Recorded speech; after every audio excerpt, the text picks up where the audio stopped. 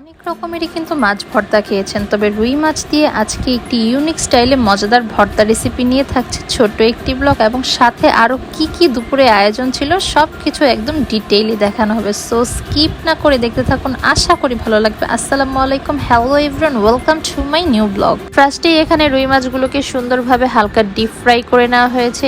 এরপর এখানে পেঁয়াজ কুচি দেওয়া হয়েছে। পেঁয়াজ কুচির পরিমাণটা একটু বাড়িয়ে দিবেন, তাহলে খেতে কিন্তু বেশ মজা লাগে। এরপর একটা খুন্তির সাহায্যে পাল্টে একদম ভেঙে নিতে হবে, আর এইভাবে কিছুক্ষণ ভেজে নিলেই ব্যাস রেডি হয়ে গেল আমাদের মজাদার রুই মাছের দো পেঁয়াজ আর ভর্তা। যারা কখনো ট্রাই করেনি বাসায় ট্রাই করে দেখতে পারেন। এই আইটেমটি হলে আর কোনো আইটেমের প্রয়োজনই পড়ে না, এক প্লেট ভাত অনায়াসে শেষ হয়ে যায়। এবার চলে আসি আরেকটি রেসিপিতে। এখানে রান্না হচ্ছে আলু ডাঁটা ঢেঁড়স দিয়ে রুই মাছের ঝোল। ফার্স্টেই গরম তেলে পরিমাণ মতো পেঁয়াজ দিয়ে এরপর একে একে সব মশলা অ্যাড করে এবার আগে থেকে ঝরিয়ে রাখা আলু ডাঁটা এই মশলার মাঝে দিয়ে সুন্দরভাবে একদম মশলার সাথে কষিয়ে নিতে হবে। এরপর পরিমাণ মতো কিছুটা পানি দিয়ে নিতে হবে। আলু 50% সেদ্ধ হয়ে গেলে এতে আগে থেকে কেটে রাখা ঢেঁড়স এখানে অ্যাড করে দিতে হবে, এবং সেই সাথে আগে থেকে ভেজে রাখা মাছও এখানে অ্যাড করে নিতে হবে। এবার মিনিট 5 রান্না করলেই ব্যাস রেডি হয়ে গেল আমাদের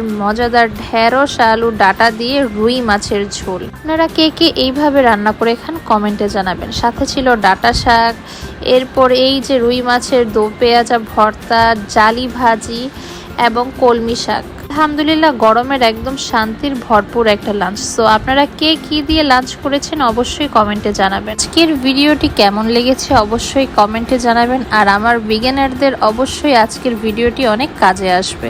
সো আজ এই পর্যন্তই, দেখা হচ্ছে নতুন কোনো ব্লগে। ততক্ষণ পর্যন্ত আল্লাহ হাফেজ।